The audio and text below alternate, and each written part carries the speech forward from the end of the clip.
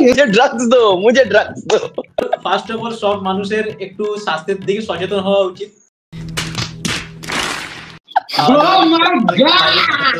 একটু খাওয়া দাওয়া করলি চুকে গেল। তুমি শুরু করো। अब आए ना लाइन पे।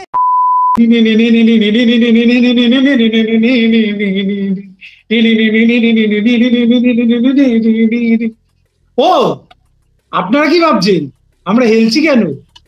আসল কথা হচ্ছে ধুরন্ধরের আজকে টাইটেল ট্র্যাকটা এসছে, দেখার পরে আলাদাই লেভেলের ভাই।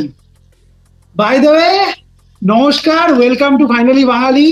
পুজো কাটলো, দিওয়ালি আসছে, তো ভাবলাম যে বলতে গেলে অনেকদিন আড্ডা ঠাট্টা একটু ফাচলামি হয় না, হয়েই যাক।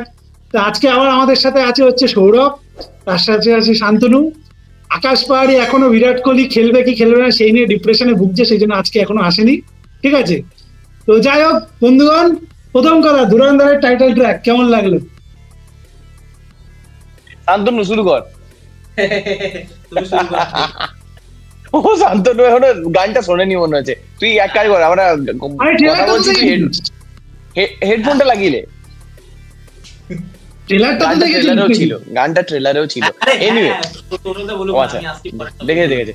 আচ্ছা প্রথম কথা, ঠিক আছে, এইটাকে আমার গান বলতে আপত্তি আছে, ঠিক আছে? আমি জেনুইনলি জানি না ভাই ওটা কি ছিল, বাট এটা গান তো ছিল না। But do I wanted more? Fuck yeah! এইরকম আরো जो भी है, मुझे ड्रग्स दो, मुझे ड्रग्स दो। ভাই কি ছিল জিনিসটা? মানে গান না, ওটা গান না, ওটা জাস্ট আলাদাই একটা কিছু ছিল। বাট যাই ছিল, একটা আলাদা টাইপের ভাইব পেয়েছি। আই মিন আমরা ট্রেলারে সবাই এটার ওয়েট করছিলাম, ঠিক আছে? যারা দেখেছে ট্রেলারটা তারা সবাই এটার ওয়েট অলরেডি আমরা করছিলাম, কিন্তু জেনুইনলি যা এক্সপেকটেশন ছিল সেগুলোকে চাপিয়ে গেছে। তোর কি মনে হতো? ভাই গানটার যে প্রথম কথা, গানটা তো আমরা ট্রেলারেই দেখেছি, এবং গানটার কিন্তু অডিও ট্র্যাকটা স্পটিফাইতে চলে এসেছিল, আমি অনেকদিন ধরে শুনছি, এবং মানে কেউ চাইলে কলার টিউনও লাগাতে পারে, ঠিক আছে? বলছিস ব্যাপারটা হচ্ছে ভিডিওটার যে এডিটিংটা দেখেছিস, ভাই কিসব বলতে গেলে মানে যেরকম বলতে গেলে ওই কাট আউট গুলো বানিয়েছে সুন্দর করে, এবং রণবীর সিং কে যা লাগছে অনেকদিন পরে, মানে রণবীর সিং কে অনেক খিস্তি দিয়েছে সব ঠিক আছে, এবং ডিজার্ভিংলি সো। বাট এই সিনেমাটার যা প্রেজেন্টেশন মনে হচ্ছে রে ভাই, আর গানটার সবচেয়ে বেস্ট কোন জায়গাটা লাগে বলতো, এই জায়গাটা এরকম ভাবে বলতে গেলে চিল্লে ওঠে ভাই। মানে বাংলায় একটা বাংলা কথা না হিন্দি কথা জানি না, বাট একটা কথা আছে রাপচিক যাকে বলে, ও রাপচিক লেগেছে ভাই গানটা। বছরের সবচেয়ে অ্যান্টিসিপেটেড ফিল্ম যতগুলো বেরিয়েছে, তারপরে মানে হিন্দি সিনেমার মধ্যে সবচেয়ে অ্যান্টিসিপেটেড। এই পডকাস্টটা শেষ হলে শুনছেন, তারপর বলছি। ও মা গো। হার্ডকোর কিন্তু মানে দেখ, এক সময় পাটিয়ালা হাউস, ওই সময়টা হার্ডকোরের বলতে গেলে অনেক গান ছিল। মানে আমাদের তো যখন 2008-9 যেই সময়টা আমরা স্কুলে পড়ি, সেই সময়টা কিন্তু হার্ডকোরের অনেক গান আমরা শুনেছি। তারপরে বললাম আজব প্রেম কি গজব কাহানির যে গানটাতে আছে, আজব প্রেম গজব কাহানির যে টাইটেল ট্র্যাকটা, সেটা তো হার্ডকোর ছিল। এক্স্যাক্টলি। মাঝখানে বলতে গেলে কেন যেন হারিয়ে গেছিল, কোনো একটা কন্ট্রোভার্সি হয়েছিল, কিছু একটা ব্যাপার। দেশে থাকে কিনা আমি সেও জানি না, হার্ডকোর কি দেশে থাকে আই ডোন্ট নো, বাট অনেকদিন পরে থাকে না। সেই অনারেই কি তুই ব্লু শার্টটা পরেছিস, ইন্ডিয়ার জার্সি? তো যাই হোক, মানে অনেকদিন পর একটা বেসিক্যালি দেখ সাউন্ডস ডিফারেন্ট, এইটা হচ্ছে সবচেয়ে মূল কথা, সাউন্ডস ডিফারেন্ট। এবং সিনেমাটারও যে বলতে গেলে একটা ভাইব পাচ্ছি, this can literally break everything. যদি ঠিকঠাক ভাবে বানায়, একটা নতুন অধ্যায় শুরু করতে পারে আমার মনে হয়। বিশেষ করে এডিট গুলো যেভাবে, মানে ওরা ভাইবটা যখন প্রথমে টিজারটা বের করেছিল, ঠিক আছে, তখন থেকে একটা দেবে ওই প্রত্যেকটা বিটে বিটে একটা বেশ সেই বল রাপচিক টাইপের একটা নতুন টাইপ, ওইটাই বলা হচ্ছে, ওইটাই তো হ্যাঁ ওইটাই। যা অ্যাক্টর গুলোকে নিয়েছে আর সেগুলোকে যা লুক দিয়েছে, এটা আলাদাই একটা ভাইব লাগছে। আর তোমার কি বললো এটাকে, আমাদের খান্না মাধবন অক্ষয় খান্না, অক্ষয় খান্না, আচ্ছা আচ্ছা, অক্ষয় খান্নার এখন একটা আলাদা রকম ফ্যান বেস হয়েছে, ঠিক আছে? তো সে যে প্রত্যেকটা সিনেমাতে আলাদা আলাদা লুক দিচ্ছে, আর এখানে যে একটা মানে ব্যাডেস্ট টাইপের লুকটা আছে, এটা দেখার জন্য বিশাল অনেকজন মুখিয়ে থাকবে। জিতু ভিডিওকন জিন্দাবাদ ভাই, জিতু ভিডিওকন জিন্দাবাদ। এই বছর সিনেমাগুলো যে হিন্দি সিনেমা, তার মধ্যে এটাই মনে হয় সবচেয়ে অ্যান্টিসিপেটেড নাকি? আমার তো একদম ফুল, মানে হিন্দি সিনেমার মধ্যে বলতে গেলে বা ইন্ডিয়ান সিনেমার মধ্যে বলতে গেলে ধুরন্ধরের থেকে বিশাল এক্সপেকটেশন ভাই। কবে থেকে টিজার এসছে তবে থেকে হেভি লাগছে। আর তো ওই লেভেলের কিছু নেইও এই রিসেন্ট টাইমে। তো একটা ভালো ভালো ব্যবসা করতে পারে, কারণ ওই লেভেলে যেহেতু কিছু নেই। আর তোমার ওই ডিসেম্বরটা থেকে শুরু করে জানুয়ারির মানে ওই পুরো সময়টা 5 ডিসেম্বর ইয়ে করছে না, তো পুরো ডিসেম্বর মাসটাই মনে হয় পুরো ব্যবসা করতে থাকবে। কারণ ডিসেম্বর লাস্ট বছর কোন সিনেমা বেরিয়েছিল জানিস? পুষ্পা 2। হ্যাঁ, লক্ষ্মী লাভের দিন ভাই, যদি ঠিকঠাক কামাতে পারে আলাদাই হবে। ভালো পুরো এটা পুরো উইন্টারটা কামিয়ে করে নেবে, কভার করে নেবে একদম। আচ্ছা, তোরা দে দে প্যার দে 2 এর কেউ ট্রেলারটা দেখেছিস যেটা বেরিয়েছে এই কালকে না পরশু? আমি ওয়ানটাই দেখিনি। আমারও পার্ট 1টা দেখা হয়নি, ট্রেলার আমরা সবাই দেখেছি। বাট সত্যি কথা বলতে, হ্যাঁ বলো। হ্যাঁ দেখ, ট্রেলারটা ঠিকঠাক লাগছে। মেইন কথা কি বলতো, আমি জানি যে লাভ রঞ্জনের সিনেমাগুলো ট্রেলার যেরকম থাকে সেই টেমপ্লেটেই ট্রেলারটা যাচ্ছে। বাট লাভ রঞ্জনের সিনেমা কিন্তু দেখতে মোটামুটি হার্মলেস ফান হয়। প্রতিটা সিনেমায় দেখেছি মোটামুটি, যে এই পার্ট 1টা ছাড়া, এইটার পার্ট 1টা ছাড়া প্রতিটা সিনেমায় কিন্তু হার্মলেস ফান হয়। তোর কি মনে হয়? মানে তোরা তো লাভ রঞ্জনের অনেক সিনেমা দেখি, প্যার কা পঞ্চনামা থেকে শুরু করে তু ঝুটি ম্যাম একটা। দেখ, প্রথম কথা আমি ইয়ার্কি করলাম, আমি ট্রেলারটা দেখেছি অ্যাকচুয়ালি, আমি ইয়েটা দেখিনি, পার্ট 1টা দেখিনি। ওই পার্টটা সত্যি ছিল, বাট আমি ট্রেলারটা দেখেছি। ট্রেলারটা অ্যাকচুয়ালি আমার ভালো লেগেছে। কি বল না, যে সেই আমাদের ওজি যে একটা মানে রোমকমের একটা ব্যাপার ছিল না, সেই জিনিসটা ফিরে এসছে। মানে কাইন্ডা মাইন্ডলেস ফান, ঠিক আছে। এবং জেনুইনলি বলছি, আমাদের অজয় দেবগনকে কিছুটা আউট অফ প্লেস আমার হালকা লেগেছে, কিন্তু মাধবন মানে সুদে আসলে পুষিয়ে দিয়েছে ভাই। মাধবনের জাস্ট যে রিয়াকশন গুলো দিচ্ছে ও, ঠিক আছে, দারুন দারুন। অনিল কাপুরের করার কথা ছিল অ্যাকচুয়ালি। আচ্ছা, আই গেস ওটা আরো অকওয়ার্ড লাগতো। হ্যাঁ, ডেট ক্লাসে ছিল। তো আমার এটা শোনার পর আমার মনেই হলো যে ওই লুকটাতে আমি অনিল কাপুরকে ভাবার চেষ্টা করছি, হ্যাঁ সিমিলারলি প্রায় লাগতো। বাট আর মাধবন যেরকম ফ্রেশ লাগছে পুরো, মানে পেয়ারটাকে আর মাধবন বা অজয় দেবগন সবাইকে এত ফ্রেশ লাগছে। আর তার সাথে একটা ফ্রেশ কমেডি, মানে যেরকম আমাদের এখন ইনস্টাগ্রামে যেরকম সিকুয়েল গুলো চলে যায় ইনস্টাগ্রাম রিল দিয়ে, সেই জিনিসটা করেনি। প্রচুর মেটা হিউমার ইউজ করেছে, সেগুলো আমার বেশ ফানি লেগেছে। মানে গোটা ট্রেলারটা জুড়েই তোমার যতক্ষণ দেখছি একটা মুখে একটা হাসি লেগে যাচ্ছে, হাহা করে হেসে পড়ে যাচ্ছে, এরকম নাই। মানে এই জনারের যে সিনেমাগুলো, এই জনারের সিনেমাগুলো কিন্তু একসময় সবচেয়ে বেশি বলতে গেলে মানে এক্সেল করেছে হচ্ছে গোবিন্দা। এই যে দুটো মেয়ে, মানে রাজা বাবু থেকে শুরু করে কুলি, ঠিক আছে, স্যান্ডউইচ, প্যার কেয়ার কে ফাঁস গায়ে, আর এইসব সিনেমাগুলো আমি ছোটবেলা দেখে বড় হয়েছি ভাই। হ্যাঁ, তারপরে একটা সময়ের পর থেকে কার্তিক আরিয়ান জবে থেকে বলতে গেলে একটু উঠলো, সেও বলতে গেলে 2-3টে এরকম টাইপের সিনেমা করেছে। রণবীর কাপুর লাস্ট বলতে গেলে তু ঝুটি ম্যাম আক্কার করলো। একটা জিনিস ইন্টারেস্টিং, আমি জানি না কেউ তোরা নোটিস করেছিস কিনা, তুই লাভ রঞ্জনের প্রতিটা সিনেমার যদি পোস্টার দেখিস, প্রতিটা সিনেমার পোস্টারের ফন্ট একটা হচ্ছে পিঙ্ক, একটা হচ্ছে ব্লু, ঠিক আছে। ব্লুকে ছেলেদের হিসাবে রিপ্রেজেন্ট করে, পিঙ্ককে মেয়েদের হিসাবে রিপ্রেজেন্ট করে, ঠিক আছে। এবং মানে ওর যে বলতে গেলে aesthetic on the overall colour grading of the posters, everything is same in every poster office. তুই যদি ওর লাভ রঞ্জনের আগে প্রথম সিনেমা আকাশবাণী, তোরা কেউ আকাশবাণী দেখেছিস? খুব সুন্দর সিনেমা। হ্যাঁ হ্যাঁ, আকাশবাণী দেখিনি, বাট জানি সুন্দর সিনেমা, খুব সুন্দর সিনেমা। মানে কার্তিক আরিয়ানের প্রথম বা সেকেন্ড সিনেমা, তো ওরকমই বলতে গেলে মাইন্ডলেস ফান। বাট হ্যাঁ, এটাতে কিন্তু একটা কনভারসেশন, জানি না এটাতে করবে কিনা ওরকম, বাট মেয়েরা কিন্তু আমার ট্রিগার হতে পারে। লাভ রঞ্জনের কিন্তু এই একটা ব্যাপার আছে, ঠিক আছে। দেখ, আমি একটা অ্যানালজি দিচ্ছি, Luv Ranjan is the sweet version of Sandeep Reddy one.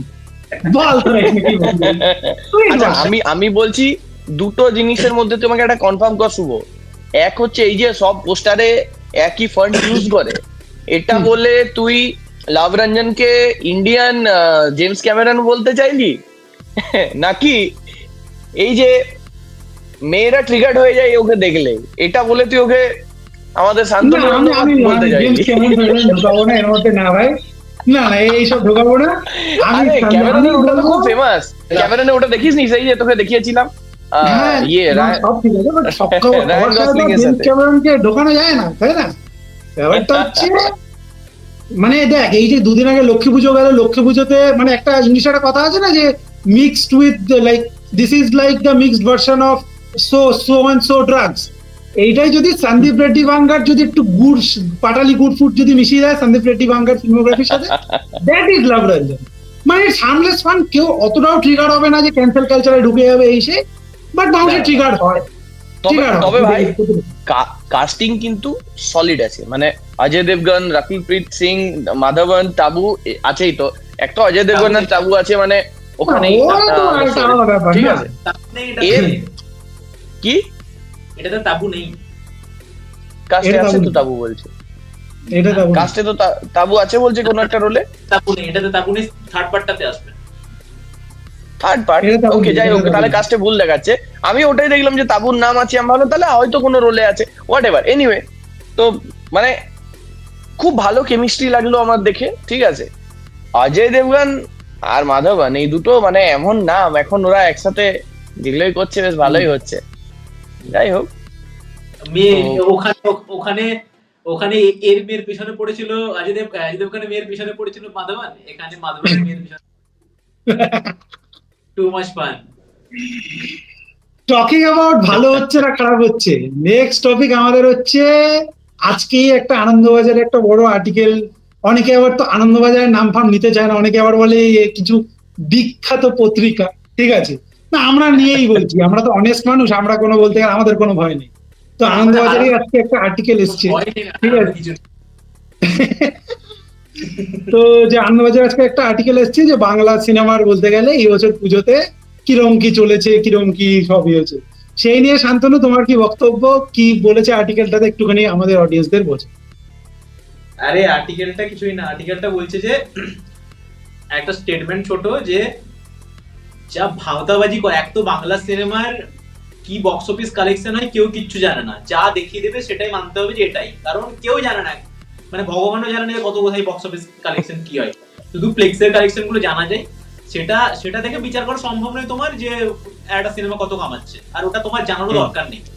তো এবারে থেকে আনন্দবাজার থেকে বলছে যে এই সব সিনেমাগুলো মিলে 8 কোটি টাকা কামিয়েছে নাকি।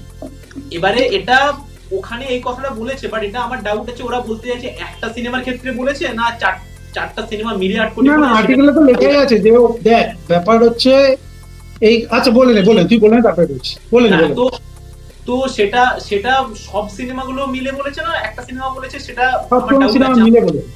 সব সিনেমা মিলেই বলেছে, এটা আমারও মনে হচ্ছিল, বাট তাও যাই হোক। তো এবারে এটা যদি ট্রুথ হয়, আর এটা ট্রুথ হওয়া আমার মনে হচ্ছে যে হ্যাঁ এটা সম্ভব। তার কারণ আমি যখন সিনেমা দেখতে গেছিলাম, সেটা ফার্স্ট ডে সেকেন্ড শো ছিল, তখন হল খালি, এটা আমি বলেছিলাম তখনও যে তখন হল খালি দেখাচ্ছে। আর তারপরে যা প্রত্যেকটা সিনেমার জন্য যা বাজে রিভিউ এসছে, একমাত্র শুধু যত কাণ্ড কলকাতাতেই, এইটা বাদ দিয়ে বাকি প্রত্যেকটার জন্য যা মিক্স বা যত খারাপ রিভিউ এসছে, তাতে মনে হয় না যে দর্শক তারপর ভিড় করতে যাবে। তো তারপর দিন থেকে শুধুমাত্র ওই মানে তোমার ফিগারটা কমতেই থাকবে একমাত্র। তো আমি খুব একটা অবাকের জিনিস নয়, মানে অবাক হইনি এটা শুনে। কিন্তু ব্যাপারটা হচ্ছে যে জিনিসটা চলছে যে কারণে হচ্ছে, কারণ এই যে আমি এতদিন ধরে লাস্ট 2-3 মাস ধরে দেবকে নিয়ে একটা উল্টো পথে হাঁটছি, ভিডিওগুলো যারা দেখছে তারা দেখলে বুঝতে পারবে, তার যথেষ্ট কারণ আছে। কারণ ওই যে বললাম ধূমকেতুর পর থেকে দেব এমন করা শুরু করেছে যে সে ছাড়া আর কেউ নেই এখানে। অন্য কোনো সিনেমার যদি প্রমোশন হয় সেটা তার থ্রুতেই হোক, মানে বাংলা সর্বেসর্বা সেই।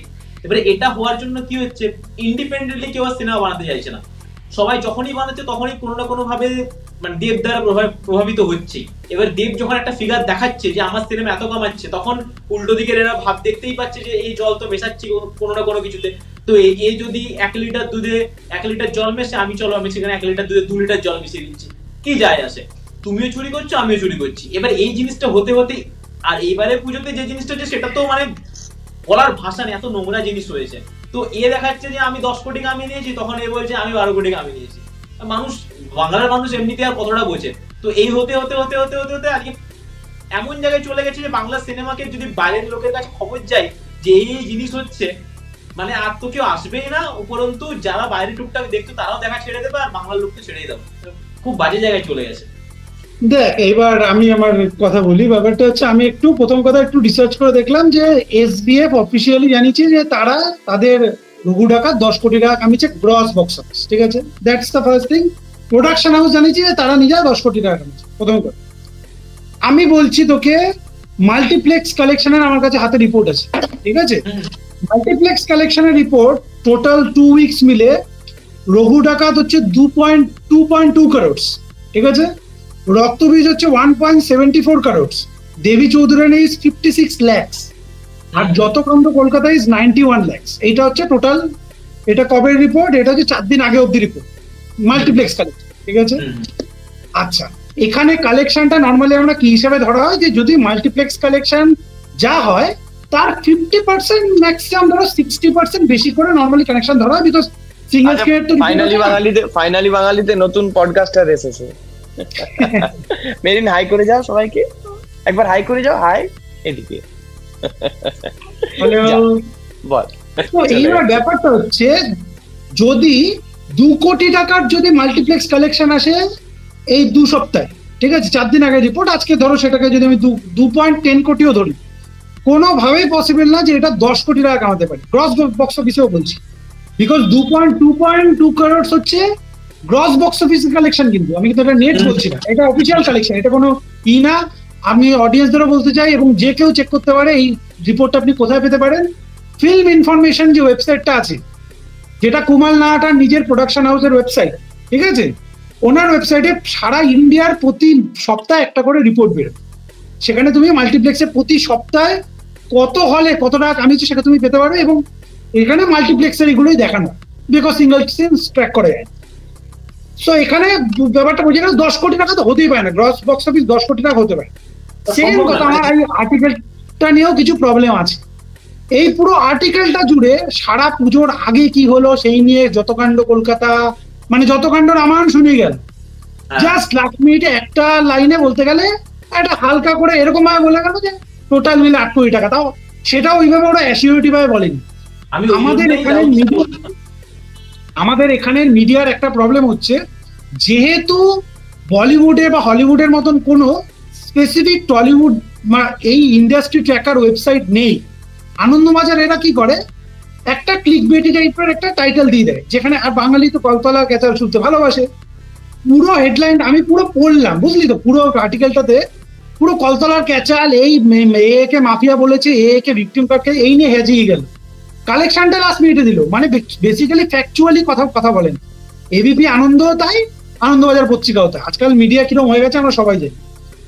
আজ পর্যন্ত আমাদের বলতে গেলে স্টেট মিডিয়া বাংলা সিনেমা যখন ভালো হতো সেই সময়টাও কিন্তু সাপোর্ট করেনি।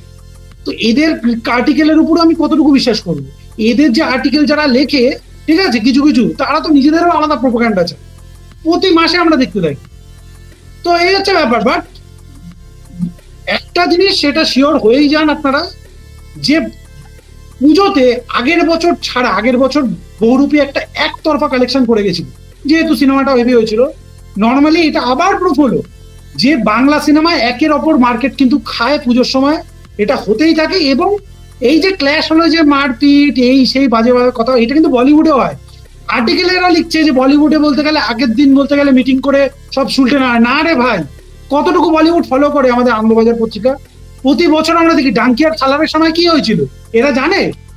এই 2 পয়সার পত্রিকাগুলো জানে যে এরা বলতে গেলে ডাঙ্কি সালারের সময় কোন নোংরামে হয়েছিল, এরা জানে রাইজদার কাবিলের সময় কি হয়েছিল, এরা জানে তোর ওম শান্তি ওম সাওয়ারির সময় কি হয়েছিল, এরা নিজেরা ট্র্যাক করে।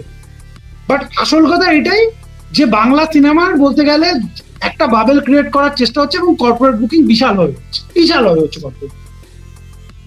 ব্যাস, যতটুকু আমার বলার ছিল বলেছি। দেখ আমি একটা কথা বলবো, মানে বাংলা সিনেমার ক্ষেত্রে কি বল না, দেখ আমি অডিয়েন্সের দিক থেকে বলছি, আমি ইয়েতে বলছি না। আচ্ছা তোরা দুজন একবার নিজেদের মেসেজ চেক কর। আমি যাই হোক, আমি তখন একটা ছোট কথা, যে হলিউডের যখন আমরা দেখি না, তখন আমরা কি দেখি বলতো, যে বাইরে একসাথে 2-3টে সিনেমা চলছে, অপেনহাইমার বারবির ক্ষেত্রে যেরকমটা হলো, ঠিক আছে।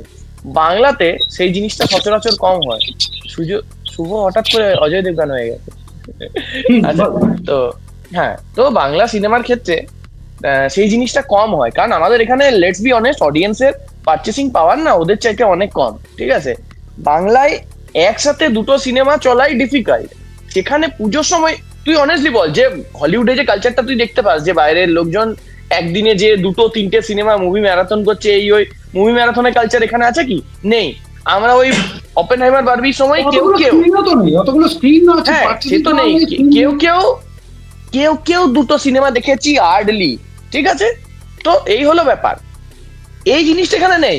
কিন্তু আমাদের তাহলে only so many people can watch one movie, ঠিক আছে? পুজোর সময় মেরে গেড়ে একটা দেখতে পায় মানুষ, এই জিনিসটা ওরা হিসেব না করে একসাথে 4-5টে নিজেদের সব বড় বড় যে সিনেমাগুলো না হোল্ড করে রাখে, তখন ছেড়ে দেয় একসাথে। এবার দিয়ে মানুষ অবভিয়াসলি কখন দেখবে, কটা দেখবে? পুজোর সময় ইয়ে তো নয়, এটা তো ক্রিসমাস নয় ধর যে তুই জাস্ট ডেকোরেট করলি, একটু খাওয়া দাওয়া করলি, চুকে গেল। আমাদের পুজো মানে সারাদিনের কমিটমেন্ট ভাই, ঠিক আছে? কারো সারা রাতে, তোর নিজেরই। তো বেসিক্যালি মানুষ সিনেমা দেখবে তো দেখবে, কখন দেখবে? তো আই থিঙ্ক প্রডিউসারদের একটু জিনিসটা ভাবা উচিত যে এতটা পুজো হেভিতে না, যে তার আশেপাশে একটু যদি স্প্রিঙ্কেল আউট করে দেয়। কারণ ধর স্কুলগুলো, আমার মনে হয় দিওয়ালিটা পুরো ফাঁকা যাবে, ঠিক আছে? দিওয়ালিতে কোনো বাংলা ভালো সিনেমা আসছে না, তো এই সময়টা মনে হয় তুই দেখ, আমরা আগের দিনই কথা বলছিলাম যে আমরা মানে নেক্সট কি সিনেমা দেখবো এন্ড অল, এন্ড আমি নেক্সট উইক পুরো ফ্রি আছি, দেখার মতো ভালো সিনেমা নেই, জাস্ট এটা কি করে সম্ভব দিওয়ালির সময়, ঠিক আছে? তো এই হচ্ছে ব্যাপার। কান্তারা দেখতে চলে যাবে, সিরিয়াসলি বলছি হলে দেখার মজা পাবে। এইসব নাক সিটকারও পাবলিকরা কি মানবে রে ভাই? যাও কান্তারা নিয়ে কথা হলো, কান্তারা কি করছে বল? নাক সিটকারও কান্তারা লোককে বলছি, বলতো কান্তারা কত কামিয়েছে বলতো? এখন মনে হয় কত 500 কোটি হয়ে গেছে কি? কামানো ক্যান নেভার বি আ জাজ অফ আ ফিল্ম, সেটা হচ্ছে প্রথম কথা, ঠিক আছে? বাট আই উইল জেনুইনলি সে সৌরভ, তুই ট্রাই কর এই সিনেমাগুলো, কিছু সিনেমা যেটা আমি মাহতাব নার্সিমা বলেছিলাম, ট্রাই কর, ইউ উইল আন্ডারস্ট্যান্ড দ্য মানে দ্য উইচ কে বানিয়েছে বল? Robert Eggers, right? Robert Eggers, right? Witch Robert Eggers এর বলতে গেলে কিছু সিনেমা আছে না, মানে বলতে গেলে আলাদা লেভেলের, মানে হেভি বলতে গেলে তোরই উইচের পরে যেটা বানালো, আমার ভুলে যাচ্ছি নামটা, যেটাতে বলতে গেলে একদম ওই অ্যাপোকালিপ্টো টাইপের ওরকম টাইপের ফিল ছিল, বুঝলি তো? কি আমি ভুলে যাচ্ছি, আমি ফরগেটিং দ্য নেম। তো যাও, কান্তারাতে ফার্স্ট পার্ট এবং সেকেন্ড পার্টে দুটোতেই ওই ফিলটা পাই। তোরা কি অ্যাপোকালিপ্টো দেখেছিস বাই দ্য ওয়ে? অ্যাপোকালিপ্টো দেখেছিস? হ্যাঁ, নামটা নিশ্চয়ই দেখেছিস হয়তো। ওই যে আফ্রিকান বলতে গেলে ওই অধিবাসী, ওদের বলতে গেলে পুরো কাহিনী নিশ্চয়ই দেখ, অ্যামাজন জঙ্গলের ভেতরে এই সেই, খুব ফেমাস। যাও দেখিস, আমি দেখিস। অ্যাপোকালিপস নাও বলছিস কি তুই? না, অ্যাপোকালিপ্টো না, নিশ্চয়ই তোরা পোস্ট বা কিছু দেখেছিস। যাই হোক, হোয়াট এভার, এই সিনেমাগুলো আমি রেকমেন্ড করব, যারা কেউ যদি এই সিনেমাগুলোকে না ছিটকে, বিকজ এক সময় আমিও না ছিটকাতাম ভাই, যে লেভেলের কনভিকশন আলাদাই ভাই, আলাদাই। যা বল শান্তনু, বক্স অফিস নিয়ে ফার্স্ট পার্টটা আরো বেশি, মানে কেন দেখা উচিত, কারণ এই যে একটু আগে আমরা বাংলা সিনেমা নিয়ে কথা বললাম, এখানে 12 কোটি বাজেট, আর এখানে 14 কোটি বানিয়েছিল কান্তারা। এবারে সেইখানে 14 কোটিতে দেখে তোমার কোনো সময় মনে হবে না এটা 14 কোটির সিনেমা। এত সুন্দরভাবে প্রেজেন্টেশন, যেরকম লোকার ক্ষেত্রে লোকা 30 কোটিতে বানিয়েছিল, কিন্তু এমন টেকনিক ইউজ করেছিল, এমন ভাবে প্ল্যান করেছিল যাতে দেখে মনে হবে না 30 কোটির সিনেমা। সেম জিনিস কান্তারাও কিন্তু 130 কোটির মাত্র সিনেমা, যেখানে সাউথের সিনেমাগুলো 400 কোটি, এখানে 200 কোটি টাকা দিয়ে বানানো হয়, ঠিক আছে? সেখানে 130 কোটিতে যেভাবে ওরা সেট দিয়েছে বা যেভাবে তোমাকে ফিল দিয়েছে, অ্যাকশন গুলো এত সুন্দরভাবে দেখিয়েছে, দারুণ। আর মেইন জিনিস হচ্ছে ইন্ডিয়াতে, শুধুমাত্র ইন্ডিয়াতে যদি এই থামার, মানে আমি এখন কালেকশন নিয়ে বলছি, তো সিনেমা নিয়ে বেশি কিছু বলার নেই, সবাই রিভিউ সব দেখে নিয়েছে। বাট এই যদি থামার, এই দিওয়ানিয়া এই যেটা দুটো আসছে, এই দুটো যদি ঠিকঠাক না চলে, তাহলে পুরো দিওয়ালিতে কান্তারা কভার করবে, এন্ড সেটা একদম সেটা পুরো তোমার 650 কোটি মতন চলে যেতে পারে ইন্ডিয়াতে, যেটা তোমার জওয়ানকে, কালকিকে এদেরকেও বিট করে দেবে। তো একটা ওইরকম স্টেট থেকে একটা সিনেমা এসে হঠাৎ করে এরকম ভাবে ছড়িয়ে পড়া, মানে এটা বিশাল বড়। আচ্ছা, টকিং অ্যাবাউট কান্তারা তো বলতে গেলে হেভি লেগেছে, এবং বলিউডেও বলতে মানে নর্থ বেল্টও বিশাল কামিয়েছে। বাট সেই নিয়ে আরেকটা কন্ট্রোভার্সি হচ্ছে, সেটা হচ্ছে ফিল্মফেয়ার অ্যাওয়ার্ডস এবং আলিয়া ভাট। তোরা সবাই জিগরা দেখেছিস ভাই? দেখা হয়ে গেছে? না, জিগরাটা আমার এখনো দেখা হয়নি। জিগরা মোটামুটি ভালো সিনেমা, এবং আলিয়া ভাটও ভালো। এবার main controversy is not her winning the Filmfare awards. Main controversy হচ্ছে যে ফিল্মফেয়ার অ্যাওয়ার্ড জিতে she has right now won 7 Filmfare Awards for Best Actress. এবার ফিল্মফেয়ার অ্যাওয়ার্ডসে তোদের মোটামুটি একটু শর্ট ফর্মে কি বক্তব্য সেটা একটু বলতে পারিস। শান্তনু এবার দেখেছিস তুই টেকনিক্যাল কোশ্চেন কেন বললি ওকে?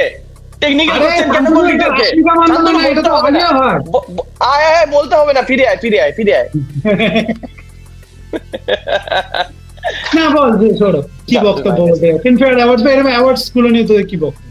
দেখ মানে ফিল্মফেয়ার অ্যাওয়ার্ডস নিয়ে প্রথম কথা, আমি ফিল্মফেয়ার অ্যাওয়ার্ডস নিয়ে আর সেই ছোটবেলায় যে মাতামাতি হতো সেটা তো আর এখন নেই, লেটস বি অনেস্ট, ঠিক আছে? কিন্তু সেই সব যদি বাদ দিও আমরা, ঠিক আছে, আমি এইভাবে জাজ করব না, ঠিক আছে, যে তোর দাঁড়া শান্তনু এসেছে। কিরে রাশমিকা মান্দানা কথা বলছিলাম না, পালিয়ে গেলি কেন?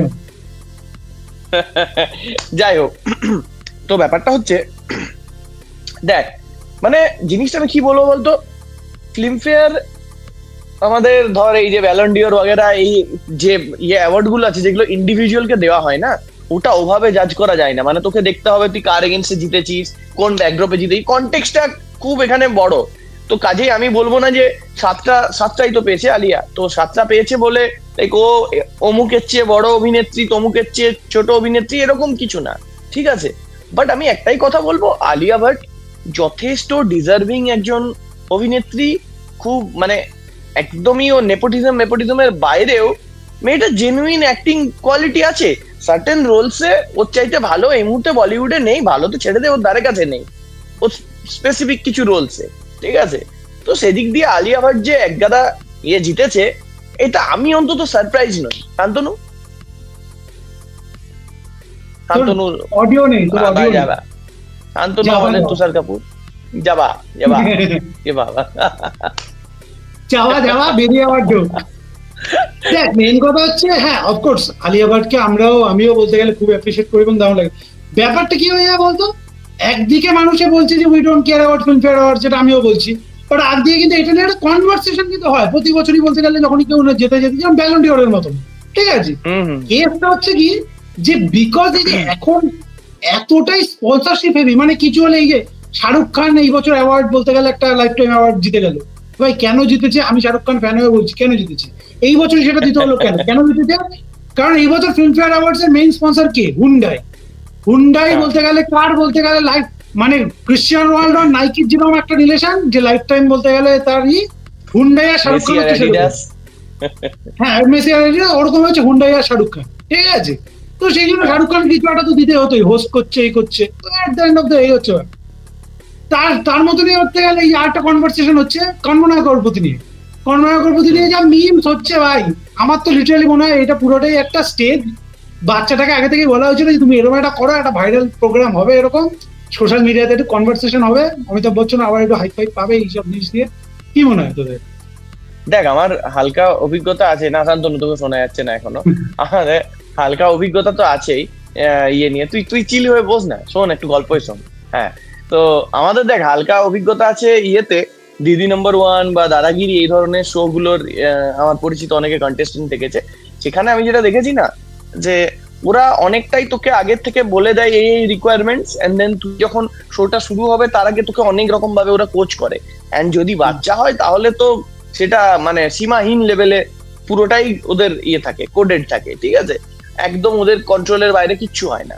তো হ্যাঁ, একটা দুটো কথা এদিক ওদিক বলতে পারে, বাট যে বিহেভিয়ার ব্যাপারগুলো থাকে সেগুলো খুবই ওদের কন্ট্রোলড এনভায়রনমেন্টে ওরা করে।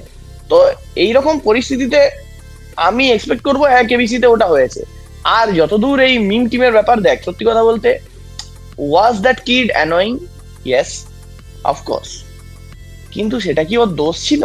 না, ওটা পুরোপুরি ওর প্যারেন্টস এর দোষ, ঠিক আছে? ওকে যেভাবে করেছে, অনেকে অনেক রকম কনভারসেশন হচ্ছে, ADHD আছে, এই অমুক তুসুক, হ্যাঁ ঠিক আছে, যাই আছে, বাচ্চার বাবা মার ডেফিনেটলি বাচ্চাটাকে যত্ন করা উচিত। এতটাই অ্যাবনক্সিয়াস লাগছিল আমার সেই মুহূর্তে, তো বাট তারপরেও এটা পুরোটাই স্টেজ দিয়ে আমার মনে হলো, ঠিক আছে? এরকম মাঝে মধ্যে একটা দুটো করে আসে, এন্ড ওরা যেটা চেয়েছিল সেটাই হয়েছে। তাছাড়া কেবিসিতে আমরা চিরকালই দেখেছি কেবিসি খুব ভালো কন্ট্রোল করতে পারে এইসব জিনিসগুলো, ন্যারেটিভ ভালো প্রমোশন করে, ওরা বললে তো হবে না। এই কন্ট্রোভার্সি তো শেষই হচ্ছে না, আবার নতুন আরেকটা controversy with so called German shepherd.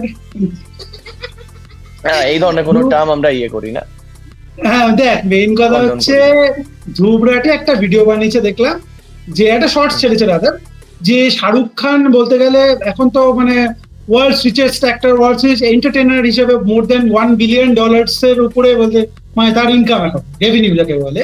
তো তার এখন কেন এই গুটকা হিসাবে অ্যাড দিতে কেন হবে না, এটা নিয়ে আমার একটা বক্তব্য, আমার দুটো বক্তব্য আছে।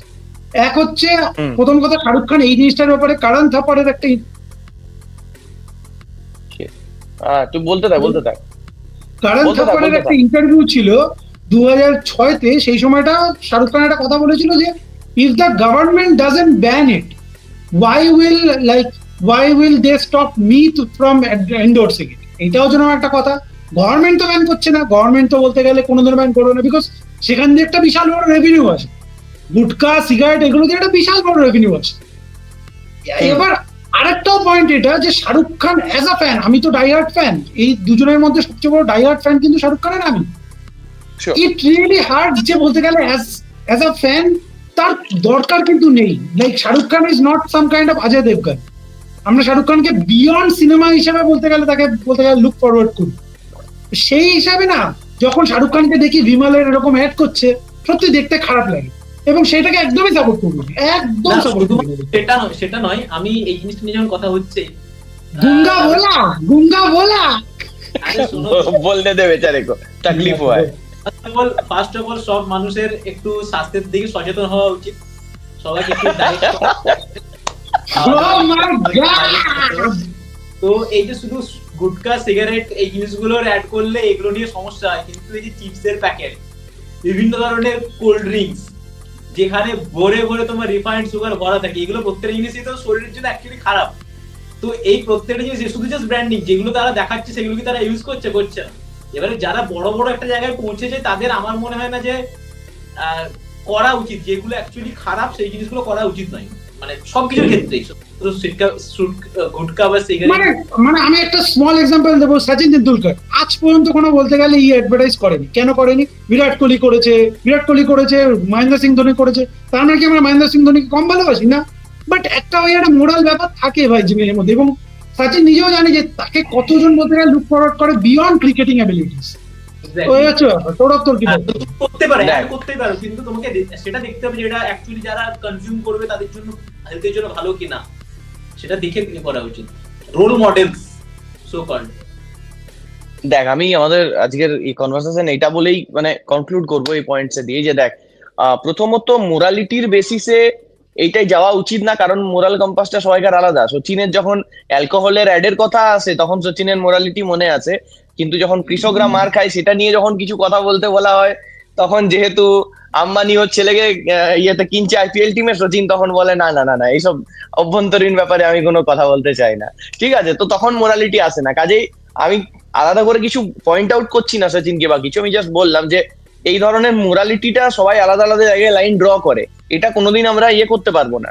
বাট যেটা আমরা করতে পারবো, যেগুলো ব্যান্ড সাবস্টেন্সেস, ঠিক আছে, বা যেগুলো ডাইরেক্ট আমাদের হার্ম করে, ঠিক আছে, মানে যেমন ধর সুগার টুগার, হ্যাঁ এগুলো একটা লেভেলে হার্ম করে লং সাস্টেন হ্যান ত্যান, কিন্তু এই যে গুটখা, তামাক, এই ধরনের ইয়েগুলো, অ্যালকোহল, এগুলো তো ডাইরেক্ট করে, এটা তো সায়েন্টিফিক্যালি প্রুভেন। ঠিক আছে, তো এই জিনিসগুলোতে অ্যাটলিস্ট সেলিব্রিটিদের একটু কেয়ারফুলি ট্রেড করা উচিত আমার মনে হয়।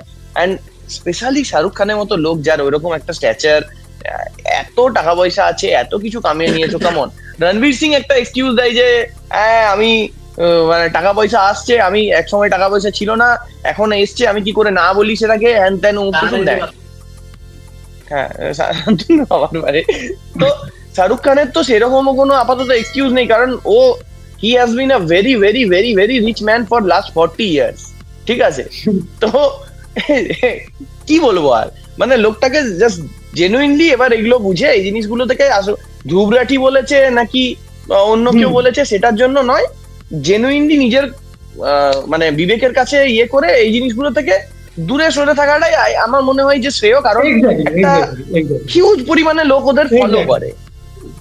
যাই হোক, এটাই আর এই বলেই আজকে বলতে গেলে আমরা আজকের আড্ডা শেষ করলাম। শান্তনু আবার গায়েব হয়ে গেছে, রাশমিকার নিয়ে সেরকম কনভারসেশন করলাম না তার আগেই। যাই হোক, আপনারা হোপ করছি আপনাদের পুজো ভালো কেটেছে, দিওয়ালিতে বলতে গেলে আপনারা সুরক্ষিত থাকুন, ভালো থাকুন, এবং কোনো বলতে গেলে প্রোপাগান্ডা বা এইসব দিকে কান লাগাবেন না। ভালো করে বলতে গেলে কাটান, সবকিছু খান, সবকিছু বলতে গেলে বাজি ফোটান, পরিবারের সাথে এনজয় করুন, সেফ থাকুন। আবার একটা নতুন পডকাস্ট বা আবার একটা নতুন ভিডিওতে দেখা হবে। নমস্কার। I am back. কোথায় শেষ হয়ে গেছে?